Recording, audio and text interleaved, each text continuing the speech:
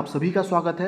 आज के इस वीडियो में हम ईवीएस एसएसटी के टोटल 65 प्रश्नों को करने वाले हैं, जो कि बहुत ही सिलेक्टेड है सुपर टेट, यूपी टेट या अन्य शिक्षक भर्ती परीक्षाओं के लिए। तो चलिए बिना टाइम गवाए वीडियो हम शुरू करते हैं। जो भी नए दर्शक हैं आपसे बता दूं, यह वीडियो आप टारगेट टीचर 68500 चैनल पर देख रहे हैं। मेरा नाम है राहुल मिश्रा।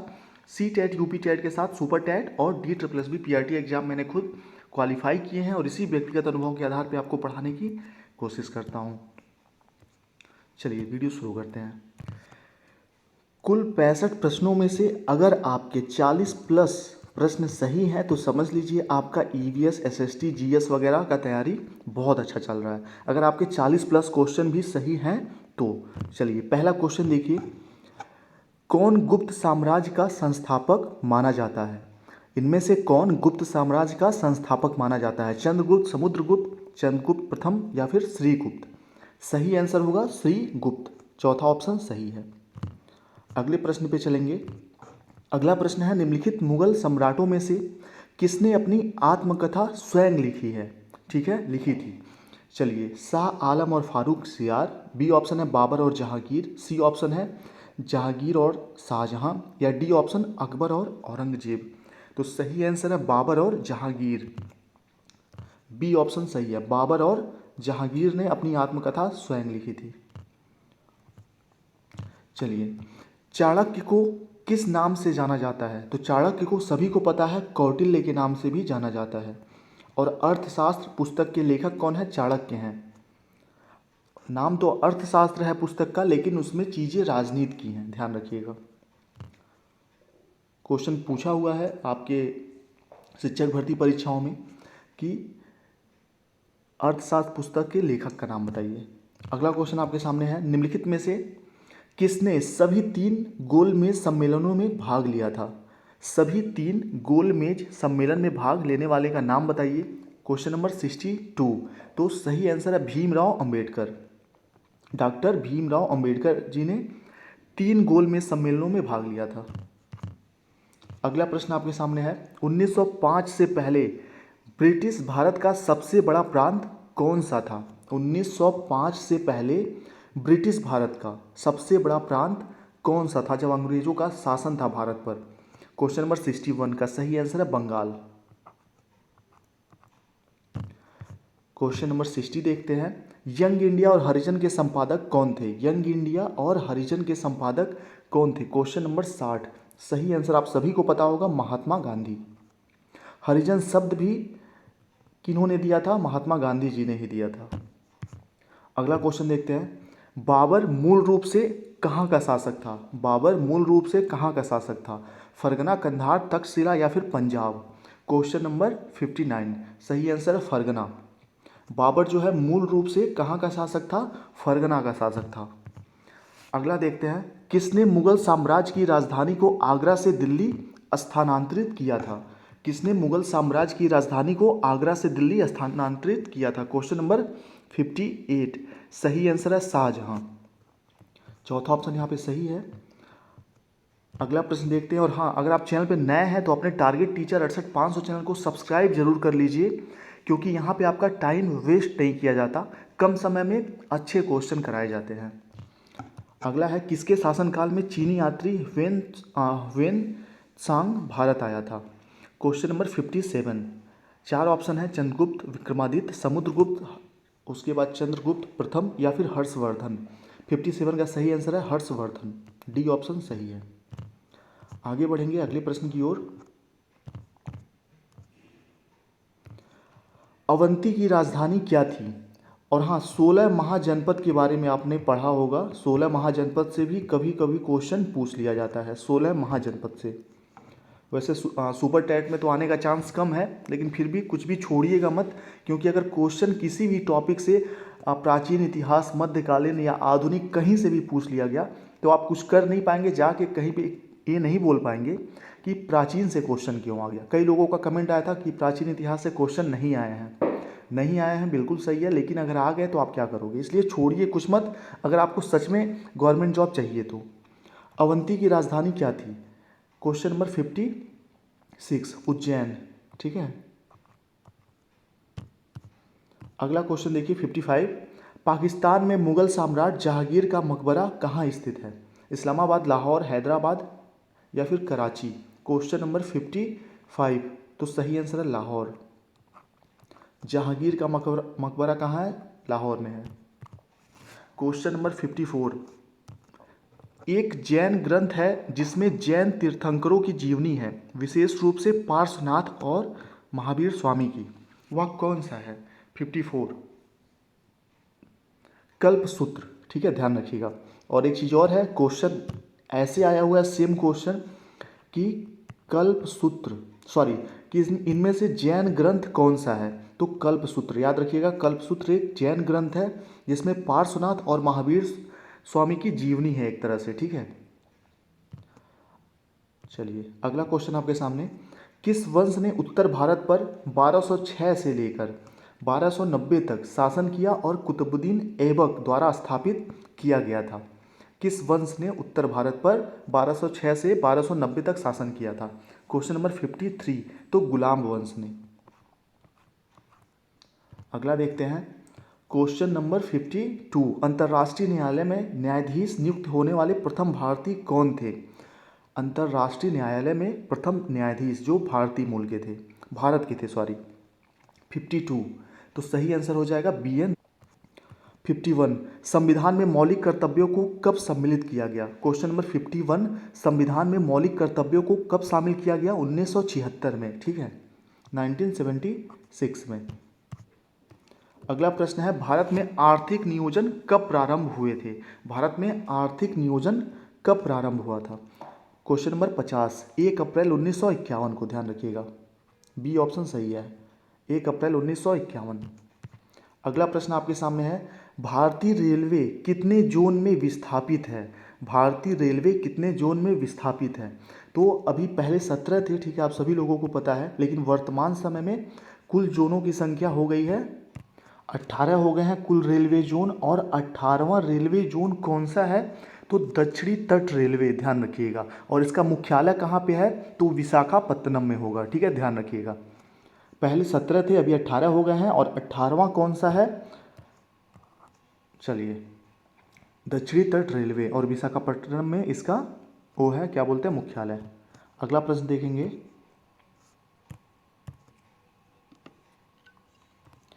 भारतीय रेलवे का विश्व में कौन सा स्थान है? भारतीय रेलवे का विश्व में कौन सा स्थान है? क्वेश्चन नंबर 48, तो सेकंड स्थान है, द्वितीय।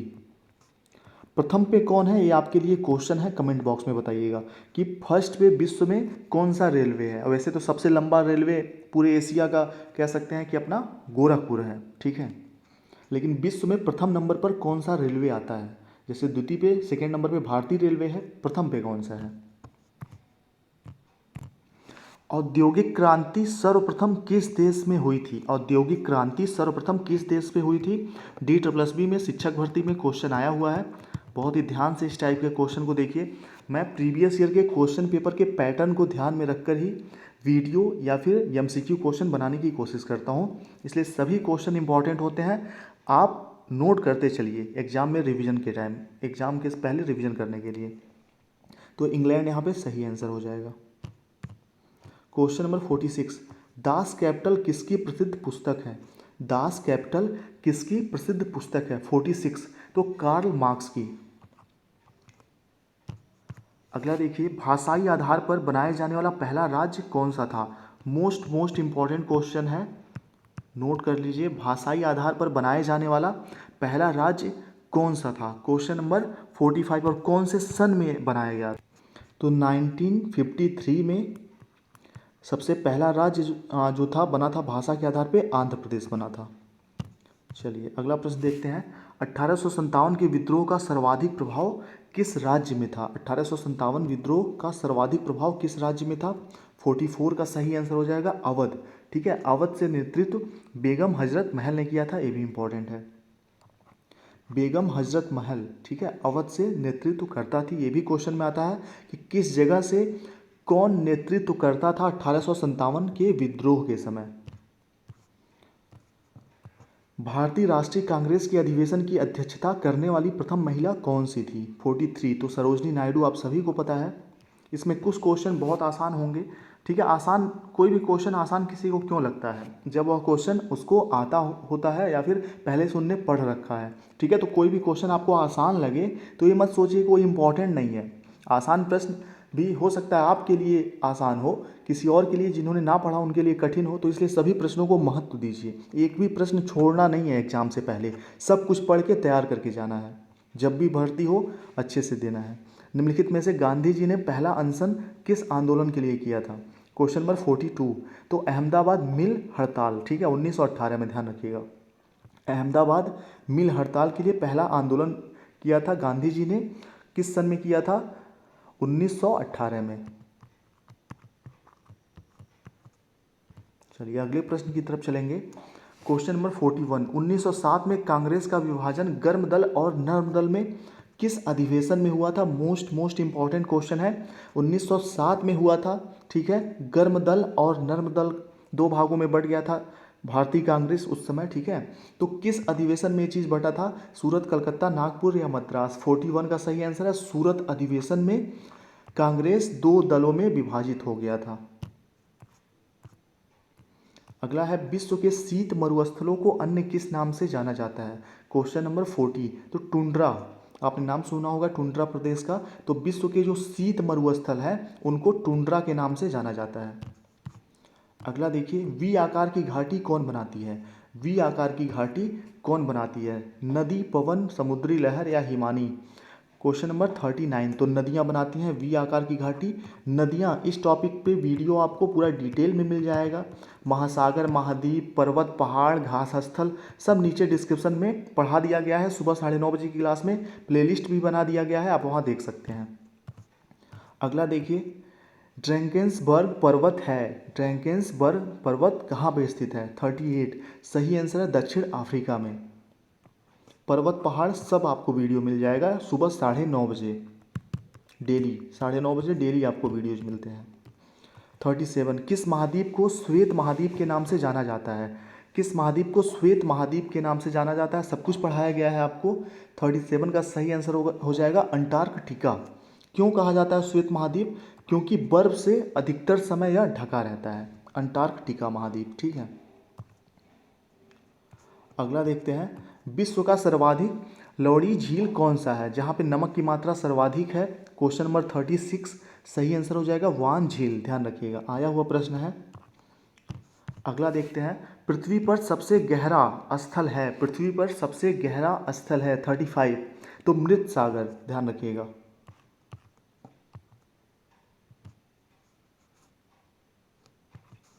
अगला देखते हैं 34।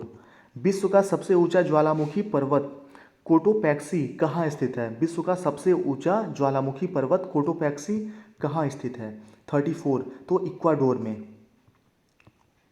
डी ऑप्शन सही हो जाएगा। अगला प्रश्न देखते हैं, पृथ्वी के भूपर्पटी में कौन सा तत्व प्रचुर मात्रा में पाया जाता है? लौह, क्रोमियम, एल्यूमिनियम या पोटेशियम? पृथ्वी के भूपर्पटी में कौन सा तत्व प्रचुर मात्रा में पाया जाता है? तो 33 का सही आंसर हो जाएगा एल्यूमिनियम, सी ऑप्शन सही है। हर एक टॉपिक से मिक्स क्वेश्चन यहाँ पे आपको मिल रहे हैं और जो भी एमसीक्यू मिलेंगे उसमें मिक्स ही मिलेंगे, लेकिन आगे कोशिश करूँगा कि जब जिस वीडियो में आपको थ्योरी बताई जाती है एक्सप्लेन करके, उसी टॉपिक से रिलेटेड उसी वीडियो में अंत में एमसीक्यू भी करा दिए जाएँ साथ ही में।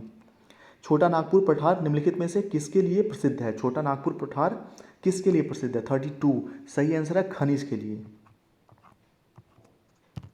अगला देखते हैं, बांग्लादेश में प्रवेश करने के बाद ब्रह्मपुत्र नदी किस नाम से जानी जाती है? तो जमुना नाम से, सी ऑप्शन सही है, ध्यान रखिएगा, बहुत ही मोस्ट इम्पॉर्टेंट है। जमुना नदी, जमुना नदी ब्रह्मपुत्र नदी का ही नाम है जो कि बांग्लादेश में बुलाया जाता है। अगला देखिए, द्विसदनी विधायिका निम्नलिखित में से किस सरकार की एक विशेषता है? द्विसदनी विधायिका निम्नलिखित में से किस सरकार की विशेषता है? क्वेश्चन नंबर 30 तो संघीय व्यवस्था जहाँ पे होता है, ठीक है, उसकी विशेषता है, सी ऑप्शन सही हो जाएगा। अगला प्रश्न आपके सामने है, महिला आयोग के राष्ट्रीय अध्यक्ष को कौन नियुक्त या नामांकित करता है? महिला आयोग के अध्यक्ष, राष्ट्रीय अध्यक्ष को कौन नियुक्त या नामांकित करता है? क्वेश्चन नंबर 29 का सही आंसर है केंद्र सरकार, ध्यान रखिएगा। आगे देखते हैं, भारत में किसी शहर का पहला नागरिक कौन होता है? भारत में किसी शहर का पहला नागरिक कौन होता है? क्वेश्चन नंबर 28, तो मेयर। अगला देखते हैं, निम्नलिखित में से किस शब्द का भारत के संविधान में कोई जिक्र नहीं है? निम्नलिखित में से किस शब्द का भारत के संविधान में कोई जिक्र नहीं है? क्वेश्चन नंबर 27, तो बजट। बजट का कोई भी जिक्र संविधान में नहीं है। आगे बढ़ते हैं, अगला क्वेश्चन देखते हैं, निम्नलिखित अनुच्छेद में से किसके अनुसार भारत के राष्ट्रपति को क्षमा, राहत या छूट देने या किसी अपराध के दोषी व्यक्ति को अपराध से निलंबित, अनुमोदित या यात्रा करने की शक्ति प्रदान है? ठीक है, किस अनुच्छेद के द्वारा? क्वेश्चन नंबर 26, तो सही आंसर हो जाएगा 72। आर्टिकल 72 के द्वारा क्षमादान दे सकते हैं राष्ट्रपति। ठीक है, इंपॉर्टेंट है, याद रखिएगा। संविधान की 8वीं अनुसूची में कितनी भाषाएं हैं? तो कुल 22 भाषाएं हैं, आप सभी को पता है। संविधान की 8वीं अनुसूची में कुल 22 भाषाएं हैं। अगला देखते हैं, क्वेश्चन नंबर 24, भारतीय संविधान में संशोधन का प्रस्ताव किस देश के संविधान से लिया गया है? संशोधन जो भारतीय संविधान में होता है कौन से देश से लिया गया है? तो दक्षिण अफ्रीका से, याद रखिएगा। अगला प्रश्न है, राष्ट्रपति पूरे देश में या किसी भी हिस्से में अनुच्छेद 352 के तहत राष्ट्रीय आपातकाल किस स्थिति में घोषित कर सकते हैं? क्वेश्चन नंबर 23 का सही आंसर है 1 और 2 दोनों में। ठीक है, वाह्य आक्रमण और सशस्त्र विद्रोह दोनों की स्थिति में। अगला देखते हैं, क्वेश्चन नंबर 22, स्वर्ण सिंह समिति ने किसकी सलाह दी थी? स्वर्ण सिंह समिति ने किसकी सलाह दी थी? क्वेश्चन नंबर 22, इसका सही आंसर है भारतीय संविधान में मौलिक कर्तव्यों को शामिल करने का सलाह दिया था स्वर्ण सिंह समिति ने। भारतीय संविधान में मौलिक कर्तव्य शामिल करने का सलाह किसने दिया था? स्वर्ण सिंह समिति ने दिया था। और वही है, यहाँ पे देखिए आपके शिक्षक भर्ती के लिए समिति गठित की गई है। उनको कुछ समझ में ही नहीं आ रहा है कि वो क्या बोले। मतलब इतना दिन हो गया, इतने दिन में तो मतलब पूरे देश में कितने शिक्षकों की ज़रूरत है ये भी पता चल जाती है, लेकिन अभी तक 1-1.5 महीने का समय हो गया, ये नहीं पता लगा पाए कि उत्तर प्रदेश में कितने शिक्षकों की ज़रूरत है। ऐसी समिति गठित की गई है। क्या कर सकते हैं इसके बारे में? अगला है, गारो, खासी तथा जयंतिया ये जनजातियां किस राज्य में निवास करती हैं? क्वेश्चन नंबर 21, तो मेघालय में निवास करती हैं। आया हुआ प्रश्न है एग्जाम में। अगला देखिए, पृथ्वी के किस भाग में निकेल और लोहा की प्रधानता है? पृथ्वी के किस भाग में निकेल और लोहा की प्रधानता है? सीफा, नीफे, सियाल या इनमें से कोई नहीं? क्वेश्चन नंबर 20 का सही आंसर हो जाएगा नीफे। अगला देखते हैं, एक ग्रह की अपने कक्ष में सूर्य से अधिकतम दूरी को क्या कहा जाता है? अभी कल भी एक क्वेश्चन कल वाले वीडियो में भी था, आज भी है। क्वेश्चन नंबर 19, ध्यान रखिएगा, अपसौर कहा जाता है। आगे बढ़ते हैं अगले प्रश्न पे, सौरमंडल के बारे में विश्व के समक्ष जानकारी प्रस्तुत करने का श्रेय किस विद्वान को जाता है? सौरमंडल के बारे में विश्व के समक्ष जानकारी किसने प्रस्तुत किया था? कोपरनिकस ने। अगला देखते हैं, क्वेश्चन नंबर 17, उत्तर प्रदेश की सीमा कितने राज्यों से लगती है? तो कुल 8 राज्यों से। उत्तराखंड, हिमाचल प्रदेश, हरियाणा, राजस्थान, मध्य प्रदेश, उसके बाद है छत्तीसगढ़ और अपना झारखंड, बिहार और एक केंद्र शासित प्रदेश दिल्ली। ठीक है, याद रखिएगा। इसको याद करने का ट्रिक है, ट्रिक से भी आप याद कर सकते हैं, तभी याद रहेगा कितने प्रदेश से लगती है सीमा। कोई भी चीज़ ट्रिक के थ्रू आप याद करेंगे जब भी लंबे समय तक याद रहेगी आपको। क्वेश्चन नंबर 16, भारत का एकमात्र सक्रिय ज्वालामुखी निम्नलिखित में से किस स्थान पर है? क्वेश्चन नंबर 16, सही आंसर है बैरन द्वीप। ठीक है, और बैरन द्वीप कहाँ है? अंडमान निकोबार द्वीप समूह में स्थित है। बैरन द्वीप कहाँ है, ये भी क्वेश्चन आ सकता है, तो अंडमान निकोबार द्वीप समूह में। यही एक सक्रिय ज्वालामुखी है, एकमात्र। अगला क्वेश्चन है, निम्नलिखित में से मध्य प्रदेश का कौन सा शहर शिप्रा नदी के तट पर बसा हुआ है? निम्नलिखित में से मध्य प्रदेश का कौन सा शहर है जो शिप्रा नदी के तट पर बसा हुआ है? क्वेश्चन नंबर 15, सही आंसर हो जाएगा उज्जैन, जो है शिप्रा नदी के तट पर बसा हुआ है। गुरु शिखर चोटी किस राज्य में स्थित है? 14, सही आंसर है राजस्थान में। अगला प्रश्न देखते हैं, बनिहाल दर्रा भारत के किस राज्य में स्थित है? क्वेश्चन नंबर 13, जम्मू कश्मीर में है। ध्यान रखिएगा, बहुत ही इंपॉर्टेंट प्रश्न है, आजकल के परीक्षाओं में पूछा जा रहा है। लौह तत्व मात्रा के आधार पर कौन सा सर्वश्रेष्ठ होता है? लौह तत्व मात्रा के आधार पर कौन सा लोहा सर्वश्रेष्ठ होता है? क्वेश्चन नंबर 12 तो मैग्नेटाइट, ध्यान रखिएगा।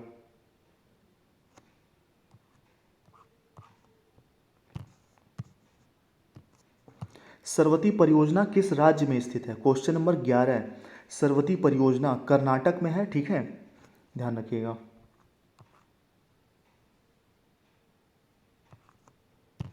आगे बढ़ते हैं। भारत में अधिकतर किस प्रकार के वन पाए जाते हैं? भारत में अधिकतर किस प्रकार के वन पाए जाते हैं? क्वेश्चन नंबर 10 उष्णकटिबंधीय पर्णपाती वन, ये ऑप्शन सही हो जाएगा। अगला प्रश्न देखते हैं। थोड़ा सा स्पीड यहाँ पे तेज है क्योंकि सुबह के समय, माफ़ी चाहूँगा, मुझे भी स्कूल निकलना होता है, स्कूल बहुत दूर है 70 किलोमीटर, इसलिए थोड़ी स्पीड से क्वेश्चन करा रहा हूँ। और मैं स्कूल जाऊँ ना जाऊँ तो भी मैं कोशिश करता हूँ कि कम समय में ज़्यादा प्रश्न कराऊँ, क्योंकि आप सभी लोग जो भी एमसीक्यू क्वेश्चन देख रहे हैं वीडियो में, अगर आप ऐसे क्वेश्चन डेली देखें भी, सिर्फ देखें और सुने, तो भी बहुत सारे क्वेश्चन ऐसे ही याद हो जाएंगे आपको, ठीक है। 9वां प्रश्न है, प्राचीन भारत का वह प्रसिद्ध शासक जिसने अपने जीवन के अंतिम दिनों में जैन धर्म अपनाया था?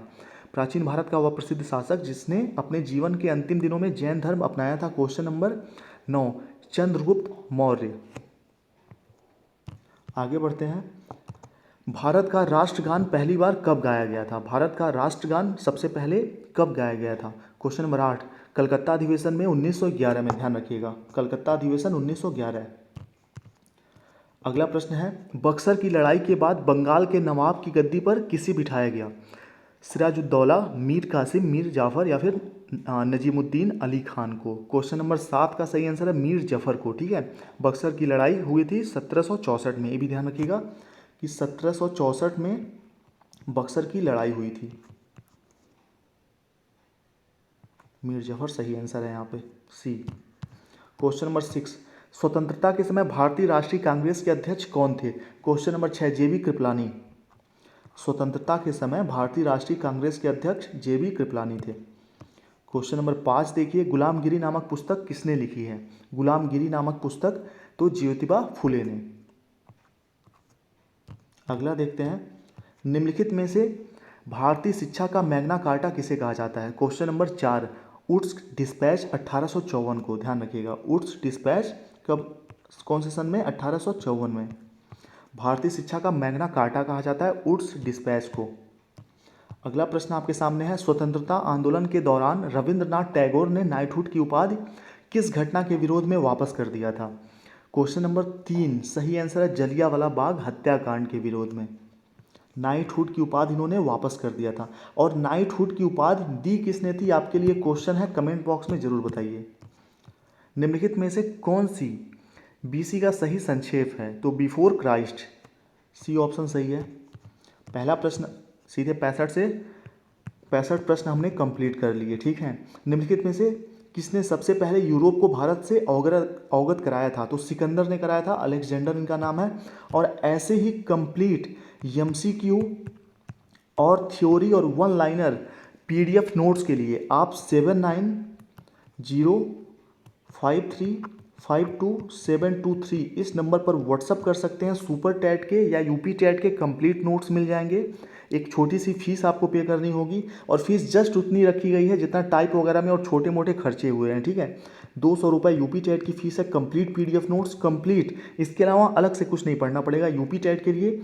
और सुपर टैट की फीस 499 जस्ट है, इसमें कंप्लीट 14 विषय आपको मिल जाएंगे, साथ ही ग्रुप में ऐड किया जाएगा। एग्जाम होने तक करंट अफेयर्स प्रैक्टिस सेट वगैरह भी मिलता रहेगा।